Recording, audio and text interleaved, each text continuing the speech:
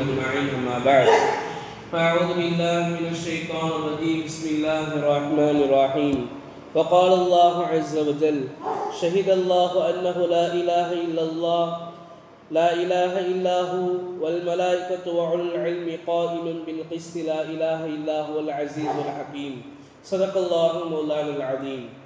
கண்ணியத்திற்கும் மிகுந்த மரியாதைக்கும் உரித்தான் அல்லாஹுவின் நல்லடியார்களே, அல்லாஹுவின் மாபெரும் கிருபையினால் இன்றோடு நாம் 3வது தராவியை தொழுது முடித்துவிட்டு அமர்ந்திருக்கிறோம். அல்ஹம்துலில்லாஹ்.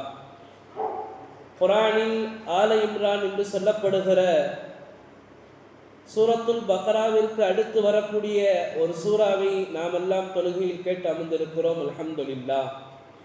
அல்லாஹு ஜல்லஷானஹு தஆலா அந்த சூறாவிலே பல்வேறு விதமான விஷயங்களை சொன்னாலும் கூட அல்லாஹு ஜல்லஷானஹு தஆலா ஒரு ஆயத்தில் இப்படி பேசுவான், ஷஹிதல்லாஹு அன்னஹு லா இலாஹ இல்லாஹு. அல்லாஹு ஜல்லஷானஹு தஆலா சாட்சி சொல்கிறான் என்பதாக குர்ஆனிலே அல்லாஹ் சொல்லி காட்டுவான். அதாவது முஸ்லிம்கள் எப்படிப்பட்டவர்களாக இருக்க வேண்டும் என்று சொன்னால், நம்மளுடைய காரியங்கள் நல்ல காரியங்கள் நடைபெற வேண்டும் என்று சொன்னால் நாம் அல்லாஹ்வின் மீது சாட்சியம் கூறுவது, அல்லாஹ்வை சாட்சிக்கு வைப்பது, அல்லாஹ்விடத்திலே பறைசாற்றுவது இருக்கிறது, அது அவசியமாக இருக்கிறது. காரணம், உலகத்தில் எந்த மனிதராலும் எதையும் செய்து முடிக்க முடியாது. அல்லாஹ்வின் மீது சாட்சி வைப்பது, அல்லாஹ்வை முன்னிறுத்துவது என்பது நபிமார்களுடைய வழக்கமாக இருந்தது. அதற்கு யூசுப் அலைஹிஸ்ஸலாத்து வஸ்ஸலாம் அவர்கள் மிகப்பெரிய கஷ்டத்தில் இருந்து கொண்டிருந்தார்கள். எந்த அளவுக்கு சொன்னா மிகப்பெரிய குழப்பம். பெண்கள் எல்லாம் ஒரு பக்கம் நிற்கிறார்கள். யூசுப் அலைஹிஸ்ஸலாத்து வஸ்ஸலாம் அவர்கள் அல்லாஹ்விடத்திலே துஆ கேட்கிறார்கள், யா அல்லாஹ், நான் உன்னை நிறுத்தி கேட்கிறேன், எனக்கு உதவி செய்வாயாக, என்னை நீ காப்பாற்றுவாயாக.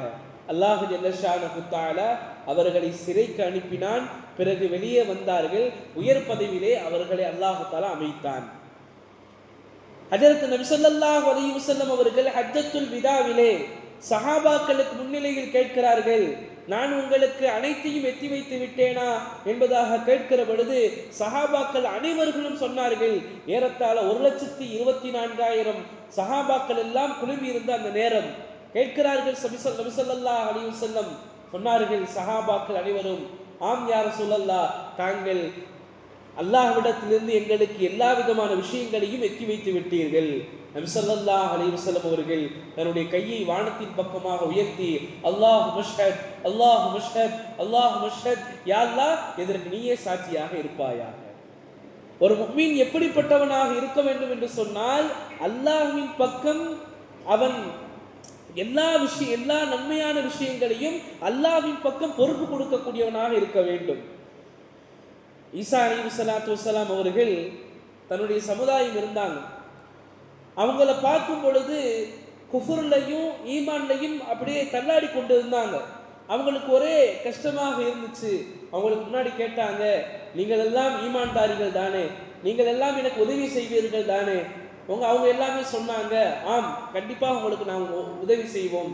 அப்போ ஈசா அலைஹிஸ்ஸலாத்து வஸ்ஸலாம் அவர்கள் அல்லாஹ்விடத்தில் சொல்கிறார்கள், யா அல்லாஹ், இதற்கு நீயே சாட்சியாக இருப்பாயாக. அல்லாஹ் தஆலா குஃப்ர்லையும் ஈமான்லையும் போறதா என்கின்ற அந்த நிலைமையில் இருக்கக்கூடிய அந்த ஈசா அலைஹிஸ்ஸலாத்து வஸ்ஸலாமுடைய சமுதாயத்தில் சில பேர் முழுக்க எப்படி ஆயிட்டாங்கன்னு சொன்னா ஈமான்தாரிகளாக ஆயிட்டாங்க. எப்படி நபி ஸல்லல்லாஹு அலைஹி வஸல்லம் அவர்களுக்கு சஹாபாக்கள் இருந்தார்களோ அதே போன்று அந்த மக்கள் ஈசா அலைஹிஸ்ஸலாத்து வஸ்ஸலாம் அவர்களுக்கு உதவி செய்யக்கூடியவர்களாக எப்பொழுது மாறினார்கள் என்று சொன்னால், ஈசா அலைஹிஸ்ஸலாத்து வஸ்ஸலாம் அவர்கள் ரப்புவின் பக்கம் தவக்கலை வைத்தார்கள். ஹுபைப் ரலியல்லாஹு தஆலா அன்ஹு, மக்கத்து காஃபிர்கள் எல்லாம் கொலை செய்வதற்காக வேண்டி குழுமி நிற்கிறார்கள். கொலை செய்வதற்காக வேண்டி ஆயுதங்களை வைத்திருக்கிறார்கள். மக்காவிற்கு வெளியே வைத்திருக்கிறார்கள். கொலை செய்ய போகிறார்கள்.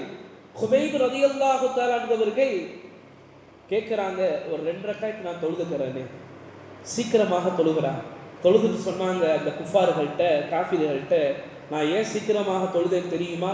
நீங்கள் எல்லாம் நான் மரணத்திற்கு பயந்து விட்டேன் என்பதற்காக வேண்டி இவர் மிக தாமதமாக தொழுகிறார் என்ற உங்களுடைய உள்ளத்தில் எண்ணம் தோன்றாமல் இருக்கும் என்று நான் பயப்படாமல் இருந்தால் நான் கொஞ்சம் நீளமாக தொழுதிருப்பேன், என்றாலும் நான் நீளமாக தொழுகவில்லை என்பதாக சொல்லி முடிக்கிறாங்க. கயவர்கள் எல்லாம் ஆயுதங்களை வைத்து தாக்குகிறார்கள். அவர்களுடைய உடலில் இருந்து உயிர் பிரியக்கூடிய அந்த தருணம் கிபிலாவின் பக்கமாக முன்னோக்குகிறார்கள். சொல்கிறார்கள், குபைப் ரலியல்லாஹு தஆலா அவர்கள், யா அல்லாஹ் யா அல்லாஹ், நபி ஸல்லல்லாஹு அலைஹி வஸல்லம் அவர்கள் என்ன வேலைக்காக வேண்டி எங்களை அனுப்பி வைத்தார்களோ திட்டமாக அந்த வேலை நாங்கள் முடித்து விட்டோம். யா அல்லாஹ், என்னுடைய சலாமை நபி ஸல்லல்லாஹு அலைஹி வஸல்லம் அவர்களுக்கு எத்தி வைப்பாயாக.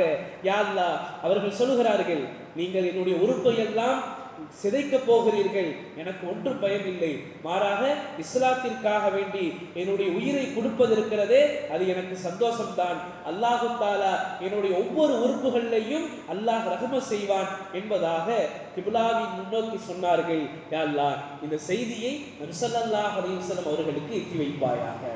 அல்லாஹு தஆலா அவனின் பக்கமாக நாம் பொறுப்பை சாட்டுகிற பொழுது அந்த விஷயத்தை அல்லாஹு தஆலா வஹீன் மூலமாக அறிவிக்கிறான். என்ன செய்தியை சொல்ல வேண்டுமோ அவர்கள் மக்காவிலே இருக்கிறார்கள், நபி ஸல்லல்லாஹு அலைஹி வஸல்லம் மதீனாவிலே இருக்கிறார்கள். அவர்கள் உயிர் பிரியக்கூடிய அந்த தருணத்தில் அல்லாஹ்வின் பக்கம் சொல்கிற பொழுது அல்லாஹ் அதை உண்மையாக எடுத்துக்கொண்டு நபி ஸல்லல்லாஹு அலைஹி வஸல்லம் அவர்களுக்கு எத்தி வைக்கிறான். நபி ஸல்லல்லாஹு அலைஹி வஸல்லம் சொன்னாங்க, குபைப் ரலியல்லாஹு தஆலா அவர்கள் ஷஹீதாக்கப்பட்டார்கள் மதீனாவில் என்று சொன்னாங்க. எப்பொழுது அந்த செய்தி போகிறது, அல்லாஹ்வின் பக்கம் நாங்கள் முழுக்க முழுக்க பொறுப்பை சாட்ட வேண்டும். இன்னைக்கு நாம என்ன நினைக்கிறோம், நான் இருந்தாதான் நடக்கும், நான் செஞ்சாதான் நடக்கும், நான் சம்பாதிச்சாதான் சாப்பாடு, நான் செய்தாதான் இந்த விஷயம் நடக்கும். அது அல்ல. அல்லாஹ்வின் பக்கம் பொறுப்பை சாட்ட